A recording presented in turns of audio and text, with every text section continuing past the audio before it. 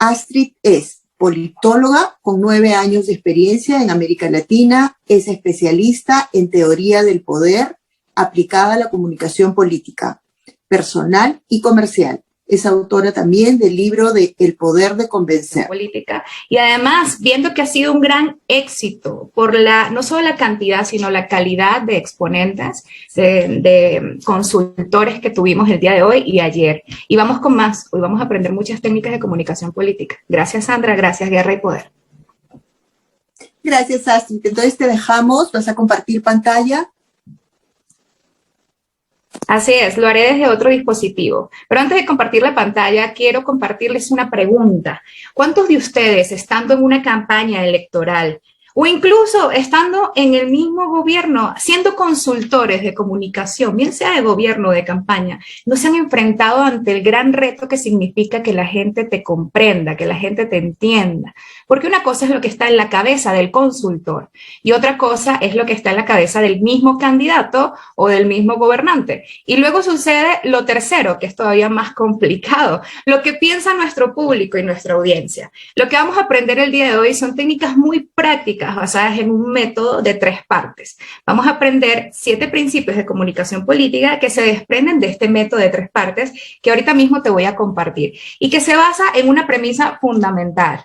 La razón por la cual el libro, digamos, el libro que de mi autoría, que tiene que ver con todo este método, que se llama El poder de convencer, la razón por la cual tenemos la palabra poder enfrente, en mayúscula, grandísima, es porque no podemos pensar en comunicación política, es decir, con apellido, sin preguntarnos acerca de la noción que tenemos sobre el poder. Y el poder, como ustedes saben, es estudiado por la ciencia política. La ciencia política es el estudio del poder, no solo de cómo llegar al poder, sino también de cómo ejercerlo, de cómo administrarlo y de cómo recuperarlo en el caso de perderlo. Decía Maquiavelo en aquel libro famosísimo, el más leído, creo yo, de él, que es El Príncipe. Pues bien, entonces, si esa es la definición del poder, o en eso se basa el estudio del poder, habría que hacer una definición muy específica. Y es que poder no es cualquier cosa. Cuando pensamos en poder, lo primero que nos imaginamos es que podría ser aquello que nos haga lograr objetivos, aquello que nos haga sentirnos con mayor capacidad, ¿cierto?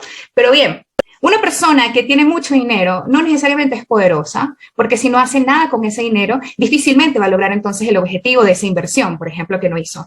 Una persona que tiene un cargo público no necesariamente es poderosa. ¿Cuántos de ustedes no han conocido algunos gobernantes o algunos funcionarios de la misma administración pública que teniendo cargos increíbles no hacen nada o no toman la mayoría de las decisiones dentro de ese cargo?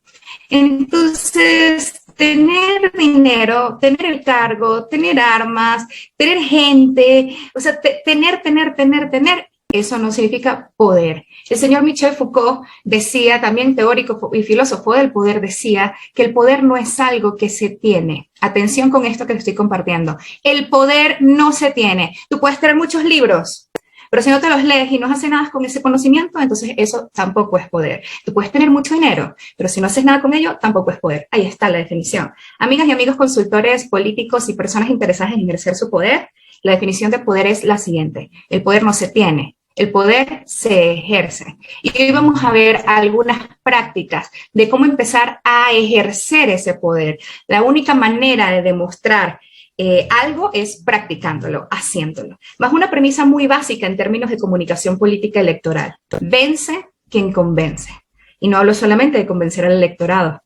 El líder también tiene que convencer a un equipo cuando está formándolo, su estructura territorial. También tiene que convencer a los financistas, por ejemplo, para que puedan entonces inyectarle dinero a su campaña y poder movilizar y poder realizar acciones específicas en pro justamente del resultado electoral.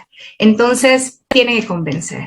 Y vamos a descubrir el día de hoy que no solamente es el líder el que debe convencer, también vamos a tener dentro de toda la maquinaria de la elección varios actores sumamente relevantes que nos van a ayudar a ese objetivo final. El objetivo final que es ganar esta elección.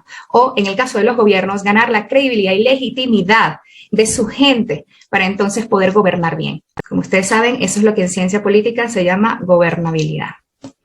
Y lo vamos a hacer con un método al que le he llamado método ARO. ¿Por qué le he llamado así? Les apuesto que les ha pasado lo mismo que me ha pasado a mí. Hace un rato Daniel decía, hablemos de nuestros errores. Pues hace 14 años yo empecé en debate competitivo. Cuando vivía en Venezuela, yo actualmente vivo en México, llevo 8 años trabajando en este país y en Guatemala y en otros lugares. Pero hace 14 años, cuando yo empecé en debate, en específico, me topé con una situación una situación barrera y que repetía y repetía y veía que muchos teníamos esa dificultad. Y estudiando ciencias políticas, pues también me di cuenta que los mismos políticos la tenían. ¿Cuál es? Esta necedad de pensar que hablar bien, que comunicar bien, significa saber gesticular, significa saber entonar tu voz, significa ponerle una frase célebre en principio de tu discurso. Entonces hay muchos oradores que terminan simulando con tal de aparentar que lo hacen bien, o tal vez lo hacen bien, pero aparentar ser buenos oradores, en lugar de concentrarse en conectar con tu público. Y descubrí en el debate que existe una herramienta llamada argumentación. Y que si bien es cierto, como mencionaba la maestra Laura hace un rato, que la emoción es una reina en la comunicación, no debemos olvidar que las dos cosas es una dupla, un matrimonio entre razón y emoción. Y vamos a aprender cómo establecer esa dupla de forma efectiva con este método. ¿Por qué le he llamado método ARO? Que se encuentra en este libro de El poder de convencer. Le he llamado método ARO por ese descubrimiento. No es nada más la oratoria.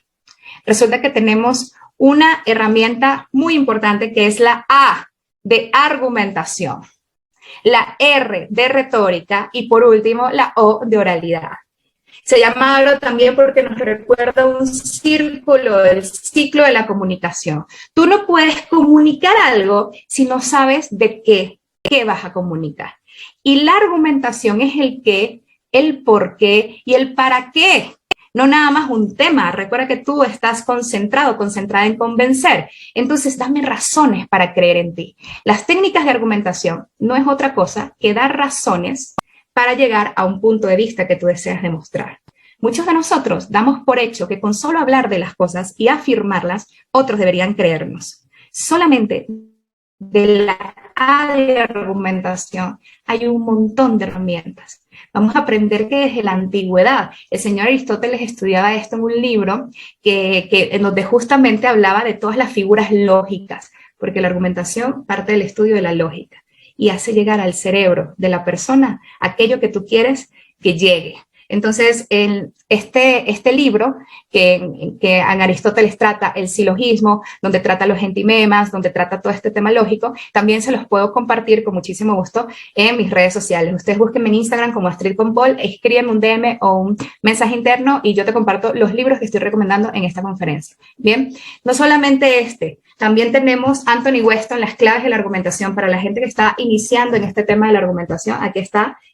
También se los comparto vía digital, ¿vale? Número 2, retórica. ¿Qué es retórica? Las palabras, el discurso. Yo recuerdo que ayer mi tocaya Nuria Astrid Gómez Sierra de Colombia, excelente politóloga, mencionaba justamente a Van Dyck, que es pues el artífice de esta construcción de la estructura de un discurso. No te me pierdas, un discurso no es lo que hacemos en un micrófono. Un discurso es el mensaje. Cuando tú ya tienes la idea muy clara, que es argumentación y por qué, ahora vamos a las palabras. Dime en qué palabras vas a poner ese mensaje. Vamos a hacer un ejemplo. Si tú estás hablando, ejemplo, del aborto, porque tú es una comunicación legislativa, parlamentaria, y por cierto vamos a tener un taller de esto en septiembre, el 9 de septiembre.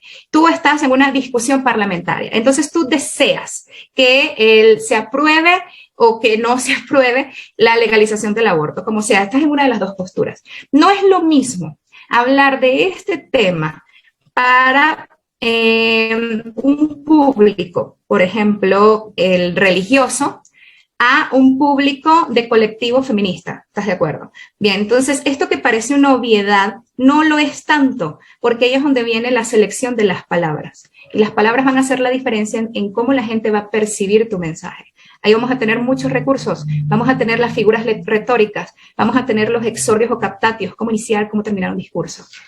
Y te voy a dar una revelación, una sorpresa. La retórica te va a dar un elemento, un poder que no te da ninguna otra herramienta. El poder de crear imágenes en la mente de quien te escucha. Si yo, por ejemplo, te digo en este momento, deja de hacer lo que estás haciendo, no tomes nota, deja el teléfono, un segundo nada más, porque te voy a pedir un favor para probar que esta técnica funciona. Te voy a pedir el favor de que no pienses en un elefante. No pienses en un elefante.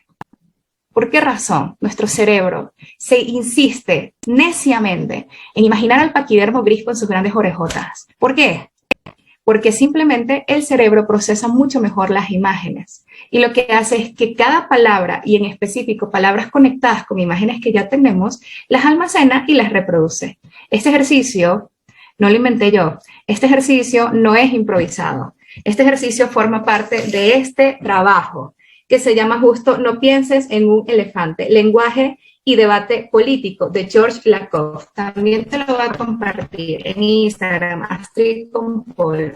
Escribe un DM y yo te lo comparto. Lo que hizo él fue analizar los discursos entre demócratas y republicanos y ver que en todos esos discursos habían símiles, y esos símiles eran herramientas de retórica. Y por último, la oralidad, que le llamamos elementos paralingüísticos. ¿Qué es la oralidad, entonces? Si las ideas es la argumentación, saber pensar. Si la retórica son las palabras, el orden, el discurso, saberlo decir, entonces, ¿qué será la oralidad? Saberlo expresar, no en palabras, utilizando elementos que van al lado de la palabra, en una vía paralela. Esa autopista paralela son paralingüísticos, y estamos hablando de la voz, de la voz, muchos elementos de la voz, ¿no? Como la entonación, el ritmo, la pronunciación, la dicción, etcétera, ¿no? Del cuerpo, y vamos a tener muchos elementos dentro del cuerpo, de la respiración y de la mirada. En todos estos, incluso hasta el silencio juega un papel súper importante. Así que la suma de los tres elementos debe ayudarnos a lograr tres cosas en nuestro mensaje. ¿Tú te acuerdas que al principio de esta conferencia yo te dije, vamos a hablar del poder de convencer? Entonces, ¿qué es lo primero que pensamos? Que lo más importante es convencer al otro, por supuesto, el objetivo, ¿no? De eso me va a hablar Astrid, entonces lógicamente de esto va la conferencia. Ojo, convencer es el resultado de que tú hayas logrado dos cosas antes. Tú no puedes convencer a una persona o a un auditorio de algo que no entiende.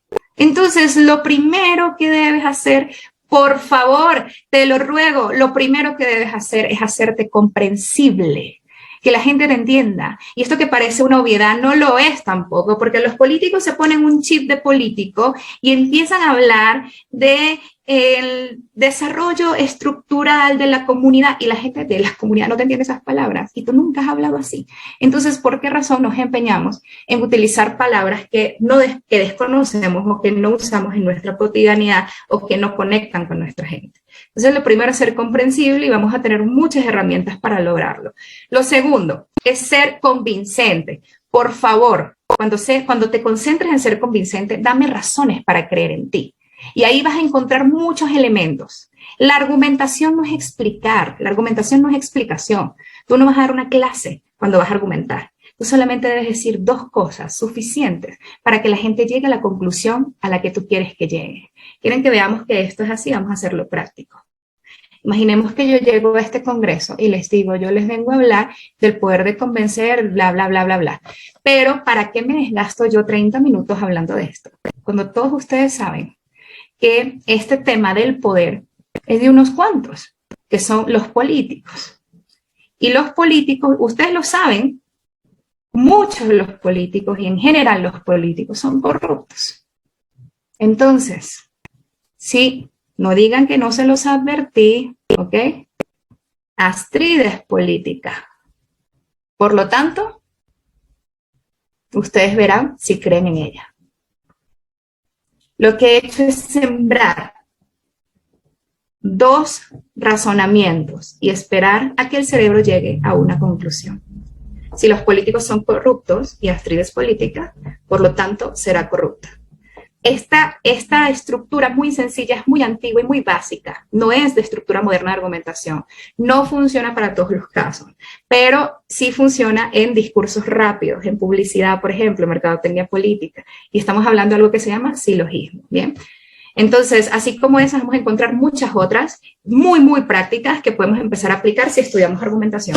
Y por último, ser memorable. Tu discurso debe sobrevivir en el tiempo. Debes hacer que la gente no solamente te entienda y te crea, sino que te recuerde. ¿Sabes por qué? Porque tú tienes un objetivo. Si tu objetivo es ganar la elección, entonces tu mensaje no puede ser solo convincente y comprensible hoy, porque tu mensaje está compitiendo todo el tiempo.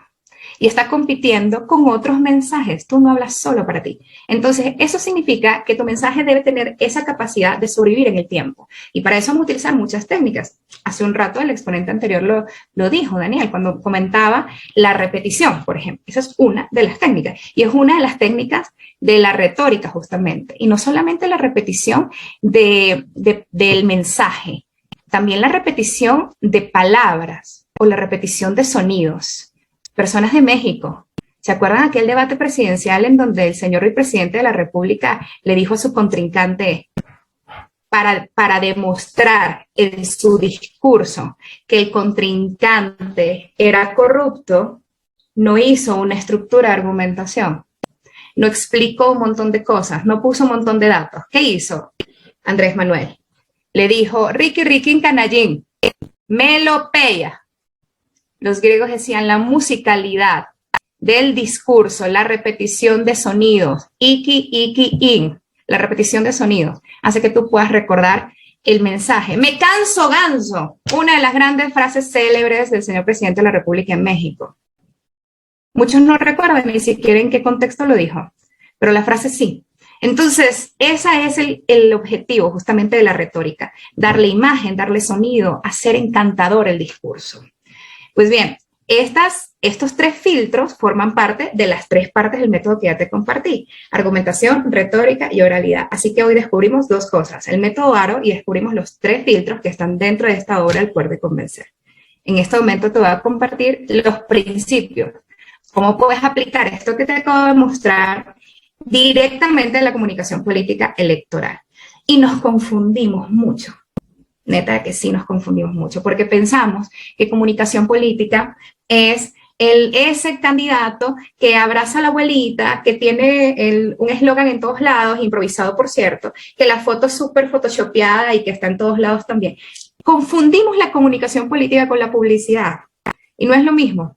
Entonces empecemos por lo que no es nada de esto. Esto es el resultado de hacer la comunicación política, es una parte final del proceso de la comunicación política.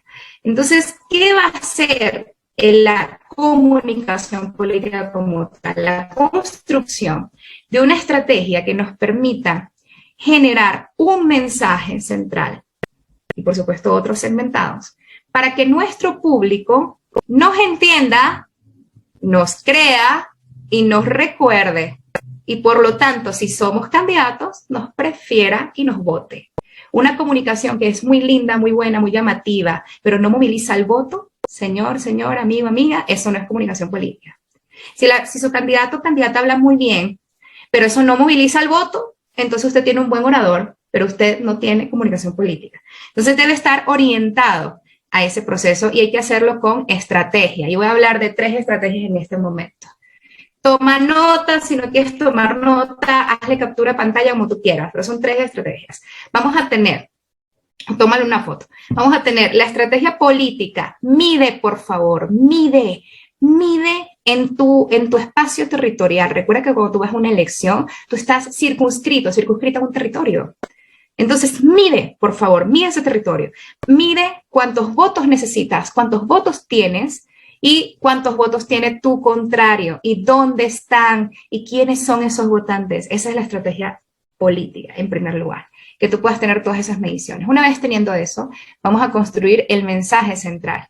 Lo que me diferencia del resto es la elección, posicionamiento absoluto. En general, ¿qué represento yo en la elección? Posicionamiento absoluto, represento la gobernadora de las mujeres. Esto es posicionamiento absoluto, por ejemplo. Y posicionamiento relativo. ¿Quién soy yo frente a mis contrincantes? Entonces, yo soy la única mujer joven, ¿no? Entonces, todos los demás son políticos tradicionales. Yo soy la mujer joven, independiente, además, porque no voy por ningún partido. Entonces, es lo que me diferencia del resto. Una vez que tú tengas el mensaje, una vez que tú tengas esa estrategia de comunicación, ahora sí, pasamos a la publicitaria. ¿Estrategia publicitaria qué es? Las fotos, los videos, todo lo que tú quieras crear derivado de que tú tienes una medición y un mensaje específico. ¿Estás preparado o preparada para tus 7 principios? Porque vamos a hacer preguntas. Entonces, quiero que las preguntas vayan dirigidas así. ¿Has aplicado o no? Si te ha funcionado o no, o cómo aplicarlo directamente en los casos concretos donde tú has trabajado o estás trabajando. Aprovechemos la oportunidad. 7 principios de aplicación de esto que te acabo de compartir en la comunicación política electoral. El primero, el más importante. Comunicar no es hablar bonito. No. Comunicar es ponerse en común. De hecho, viene del latín comunicari. Esa es la raíz etimológica de la palabra. Y significa ponte en común con el otro. Establece un puente. ¿Qué hay de común entre tú y el otro? Así que hay que pensar en la audiencia. Siempre. Hay un señor tratadista de la argumentación increíble que se llama Chaim Perelman y que habló por primera vez de una argumentación, ¿te acuerdas? Las ideas de una argumentación retórica. Imagínate tú eso. En donde la idea está conectada con la audiencia y con las palabras. Una cosa maravillosa. Habló del debate también. Bueno, es increíble. Lo pueden encontrar como Tratado de la Argumentación Chaim Perelman y también es súper práctico de cómo lo puedes aplicar a tu vida en general y en específico a las campañas. Pues bien, el cómo comunicar significa ponerse en común. Hay que preguntarnos entre quién nos vamos a poner en común.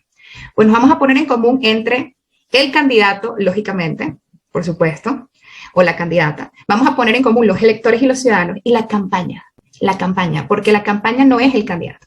La campaña son sus propuestas, qué lo diferencia del resto, cómo, hacia dónde va, o sea, qué es lo que persigue, sus valores, etcétera, que no es lo mismo que el candidato. Muy bien. Entonces hay que hacernos estas 3 preguntas siempre. ¿Quién habla? ¿A quiénes le hablan? ¿Y de qué le hablan? Y cuando normalmente yo hago esta pregunta, digo, no solo aquí en los congresos, sino incluso en los equipos de campaña con los que trabajo.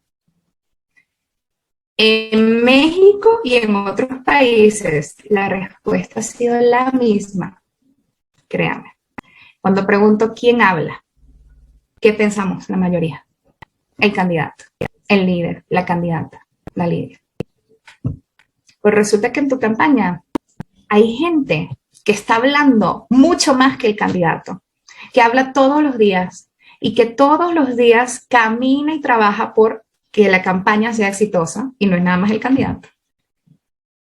¿Y a quiénes le hablan? Ah, no, pues a la ciudadanía. ¿Seguro que nada más a la ciudadanía? ¿Cómo hace el candidato y la campaña para tener financiamiento? Pues tiene que convencer a los financistas. Y eso no lo hace todo el equipo, eso lo hace el candidato en específico, pero con los financistas.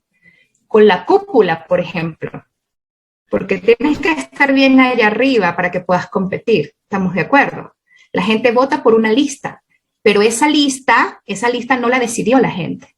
Entonces tú tienes que haber pasado un proceso que se llama elegibilidad para lograr entrar en la lista. Y para eso necesitas una excelente comunicación, relación y poder de convencimiento con la cúpula de tu partido, de tu estado, de tu país. Y la cúpula no es nada más política, es empresarial, ojo con eso, religiosa, ojo con eso también, y hasta académica de muchos tipos. Dependiendo del lugar, influyen más o menos en las decisiones políticas que se toman. Entonces, ojo, ¿y de qué hablan? No nada más en las propuestas. Hablamos también de qué nos diferencia el uno del otro, hablamos sobre lo que no nos gusta y con lo que no estamos de acuerdo. Y te acuerdas que te dije, no solamente el candidato es el que habla todo el tiempo, que no es nada más ahí donde tenemos que poner nuestra atención. No te olvides de una cosa, tu equipo territorial es el ejército de tu comunicación. Estamos tan concentrados en el candidato, la candidata, el candidato, la candidata, la campaña en redes, etcétera, la propaganda, y se nos olvida que hay cientos de personas, en algunos casos miles, que están caminando todos los días, visitando a sus vecinos, convenciéndolos. Y muchos de ellos tienen dificultades para conectar y para convencer. Entonces, ¿cómo es que tú haces una estrategia de comunicación general y para el candidato cuando allá abajo, porque acuérdate, se gana con votos, no con likes, entonces allá abajo en la tierra, tu gente tiene barreras de comunicación o dificultad porque no le has dado la herramienta? Aquí te estoy poniendo en pantalla algunas herramientas que puedes compartir con ellos. Toma nota de esto, ponle screenshot, no sé, tómale foto o algo y pregúntame cómo las puedes utilizar. Porque aquí una de las grandes falencias o faltas que hay, ausencias que hay en la campaña, no es el mensaje central. Muchas campañas ya lo tienen gracias a la comunicación política. Es no tener un guión, un speech. O sea, que tu gente sepa cómo va a abordar al ciudadano. Cuando le toca la puerta, ¿qué le va a decir? ¿Le va a pedir apoyo? ¿Por qué? ¿Qué razones le va a entregar? ¿Qué cosas le va a preguntar al ciudadano? Porque parecemos carteros. La gente, mucha gente del equipo territorial, a quienes nos ha tocado hacer ese trabajo también, que no es nada más ser consultores, sino hace muchos años que nos tocaba hacer ese trabajo también de convencer casa por casa. Y vamos con lo que teníamos en la mente y lo que se nos ocurría, ¿no? 2 minutos, por favor. Y estamos sobre el tiempo. 2 minutos, por favor. Muy bien. Entonces, no te olvides de tu equipo territorial. Es una suma de todo. Y esa suma de todo yo le llamo el perro negro. ¿Sabes por qué le llamo el perro negro?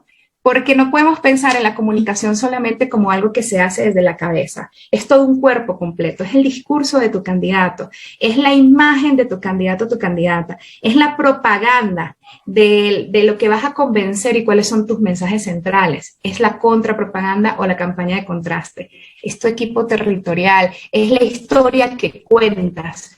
Todo eso es el perro negro. El perro, la cabeza, por ejemplo, la estrategia, las patitas, el equipo territorial, las orejas, la inteligencia y la información, como sea, es un perro negro. Y quiero que te preguntes la siguiente vez que estés en una campaña, que estés en un proyecto, pregúntate de qué raza es ese perro, imagínatelo, créalo y empieza a distribuir funciones pensando en que la suma de todos es lo que dará el resultado. Te lo dije al inicio, el poder no se tiene, se ejerce. Y si tú hoy estás aquí sentado 30 minutos, 2 horas escuchando herramientas, te pido, por favor, no te quedes con eso.